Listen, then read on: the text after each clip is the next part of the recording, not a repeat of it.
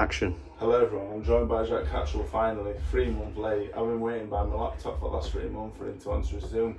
Anyway Jack, it's nice to be here mate. I'm glad you're here, yeah. We're doing a Jack Catterall special on my YouTube channel. Are you doing it now? Yeah. Oh shit, sorry. Patient Jamie Moore. Fucking hell. I didn't even know. You creepy bastard, what you doing hiding down the door? I didn't even know he was there. It's alright, plug in, mate. Anyway Jack, the reason we've got you here is because you sparred Canelo and Floyd Mayweather. We know you're a fantastic boxer, but we're on about Floyd and Canelo today, so can you tell us a bit about how the Mayweather sparring came about, please? Yeah, so it was the Mayweather-Pacquiao fight, so I sparred Floyd first, 2015, summer 2015. It was my first proper training camp abroad. My old trainer manager, Lee Beard, had a connection in the Mayweather gym, and we proposed to go out sparring. So you asked, you got Lee to ask? We got Lee to ask to go out. He was in touch with a bloke called Bob, who does the hand wrapping for Floyd. I don't know Bob, I don't even know what I said. Bob's a nice guy. Yeah. Anyway, so he said the deal is, come over, fly over, spar, and if he wants to keep you on, he'll keep you on. So did they pay the flights? No, we paid the Really? flights and the travel to get there. Yeah. So we was planning on staying maybe 2 weeks, but we got on with sparring. So you were confident, you backed yourself that you'd handle yourself and be kept there? yeah, 100%. Yeah. What would have happened if he didn't keep you there? Where would you have gone? What do you mean? Like, you planned to be there for 2 weeks, what would you have done if the sparring? I'd have just stayed in the gym and sparred the other fighters. Yeah. I was going out there for that experience to test myself and go out there. It was my first time. Done a lot of training up and down the country, but it's nice to travel and get an experience over there. So how long did you sparring for? How many times? How many rounds? So the deal was, you turn up to the gym Monday, Wednesday, Friday, 3 p.m. You had probably 10 sparring partners hitting the bag, and he'd roll up 3:30, 4:30, 4:30, sometimes 5 o'clock. But you're on wages, so and it's not ideal. But you're in the gym hitting the bag, waiting about, and he would come and on any particular day might have 2, 3, 4 sparring partners, and he'd just pick who he wanted for that day. So how long were you there for? 2 weeks? How long you were there for? So I was sparring there for 8 weeks. You stayed for 8 weeks eventually? Yeah. So at what point did they turn around and say, you know what, we'll pay you now? I think it was after the first spar, so when we landed, we had a week to acclimatise. We went to the gym. He said, right, turn up, I think it was like a Monday, Tuesday, turn up 3 p.m. and we'll see. So on that first day, got there and I got picked and sparred him. So over that 8 week period, how many sparring partners came and went? How many did he get rid of? How many did he drop? I remember there was a kid, I can't remember his name now, Ryan. He was one of the main sparring partners. But there were probably between 15 and 20 sparring partners. A couple I didn't see again, a couple stayed there with us. But yeah, so I mean there was once or twice where maybe for 4 or 5 days you didn't get to spar, there were no sparring. But in that time, used the time well, sparred with the fighters in the gym. So how good was he then? He was good, and it's a funny one because when we speak about sparring Canelo, I felt miles out of my depth with that spar, but with Floyd, I remember the first round, so everybody's in the gym, 200-300 people banging on the canvas, and they were filming the 24/7, so the cameras swing by, and that's the only, never got a photo of him, I just got a little clip of the camera swinging past. And he's come out and I've caught him with like a lead right hook, and his head guard adjusted. So he's adjusted his head guard, and then it was kind of like game on, then he started pressing and walking forward. But I want to say I was in the spar, there were times where when I was having a lot of success, so there weren't no 3-minute rounds, it was whatever he wanted to spar. So I felt like when any fighter that was in the gym was having success, the rounds were cut short. When he was on top, I remember one of the days I think I did a 7.5 minute round. So obviously I'm on the back foot then. I'm taking a lot of shots, but I didn't feel miles out of my depth. And for me, I was just grateful for the experience, to be in there, to be learning. And like with any spar, you want to do well, you want to test your skills, but what an experience. I know how good he is, obviously. He says he's the best ever and all that, but on a personal level, like you said, you never had a picture with him. You're making rounds as long or as short as you want to. Personally, what was you like? Nigel Travis. Personally, on a personal level, what were you like? So personally, it was a bit of a funny one. So it was very. So we'd turn up at the gym, 3 o'clock, in our sparring gear, hitting the bag, and it was like being on the set of a film every day. He'd roll up in a new car every day of the week, different car, the entourage, cameras, media. Wouldn't get to speak to him, and it was, for me, I didn't know what to make of it at first because I'd never been in that environment. So he's getting ready for sparring. He's got people wrapping his hands, people trying to find jobs, tying his boots, one feeding him some sweets, one rubbing his shoulder. And at one stage I looked at him and there must have been 5 people pushing each other out the way, trying to get to him to do something. And it was a bit, for me, it was a bit distasteful. I didn't like it, but I guess everyone's got families to feed, and if that's their job and they're in there trying to hustle and get a wage, then credit to them. But it were no phones in the gym, phones in a bucket, big security guards.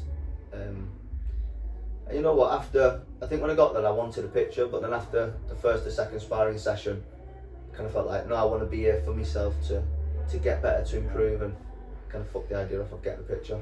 So in terms of what you got paid for sparring, I'm not going to outright ask you, but I sparred Vladimir Klitschko, world heavyweight champion. I was on €1,500 a week. Was you on more or less sparring Floyd Mayweather? I'll tell you, so it was 2015. Bearing in mind I was fighting back then on small hall shows, so I was never getting paid more than $2-3 grand, and they were paying us $2,500 a week. Really, yeah. We paid for our flights, our accommodation, the car How hire. did you pay from back home as well then? Did you not cover your flights on the way home? Didn't cover no flights. No, nothing. No. When you turned up, you didn't say, you know what, I'll give you the money for the flights on the way home. No, nothing.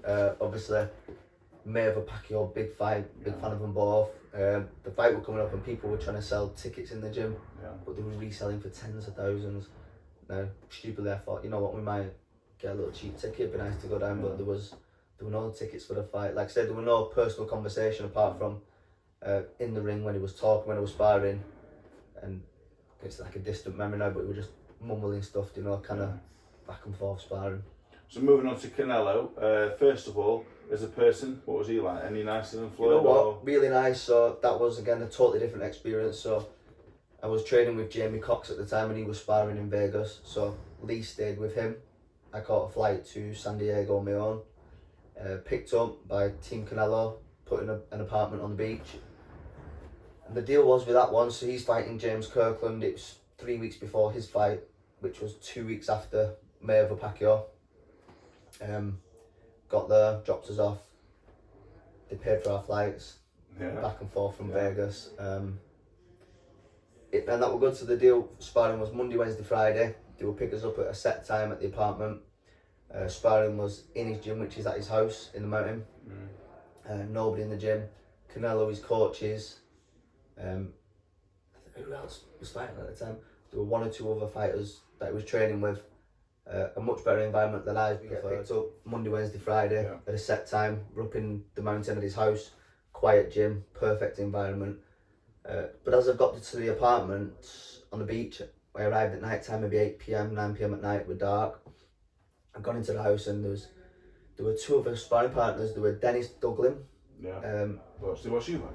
who boxed Eubank, and another fighter, I don't remember the name of him, but I remember walking in and they felt like heavyweights, they were massive. So I've walked in there going, these are his sparring partners, some big boys here. Didn't really speak much, got my head down, up the next day, picked up for sparring, turned up at the gym, speaking to the coaches and saying what do they want from me. I know what I want for myself, I want to practice, I want to get better. But so we're in the gym and he's warming up, he's having his hands wrapped, it's a quiet environment, and his coach comes over, he says, right, what we're going to do today, he's fighting Kirkland, he wants to use you for speed and movement, etc. Thought, alright, so I got a few instructions. He says we spar 8 4-minute rounds. We're going to do the first 4 4s with one of the big guys, and we're going to spar the last 4s with you. So I'm watching the sparring, they're walloping each other. He looks absolutely massive in the ring, so I'm thinking, fucking hell, it's going to go one way or the other here. Got in the ring, found my floor, and you know what I found was, they were very respectful. And I've been in that situation over the years where I've sparred fighters of a lot less experience, maybe lighter than me. And I've always thought, from my experience, to try and help people and bring them through. So when I was sparring him, he was kind of slipping and rolling, landed some body shots that I was like, fucking hell. But I've got a picture with him and I think we look a similar height, but being in his presence, it was scary how big he actually was. So we sparred Monday, Wednesday, Friday for 2 weeks, 4 4-minute rounds. in the time that I wasn't in the gym, I was in the apartment, walking the beach and just spending some time in San Diego. Could you tell, even though he weren't going flat out, how good he was? Could you tell? Yeah, I could tell. I was seeing the spars in the gym, the minutes and the rounds that he was doing before me, how good he was, how skillful. And it was nice to see the instructions that he were given and how he trained in the gym. I've been in camps with the two fighters we were speaking about, but a lot of other world champions, and it's good to see kind of what their recipe is of 2, 10, 8, 6 weeks before a fight and what kind of training they're doing. Who had the best camp then that you've been involved in terms of when you've been a sparring partner, been around the gyms? Who's the best coach you've seen? It's hard to say because I'm in the gym just doing the sparring. So what did you like? What you saw though? Eddie Reynoso, because I've not really seen much of yeah, it. you know what? I enjoyed being in that environment.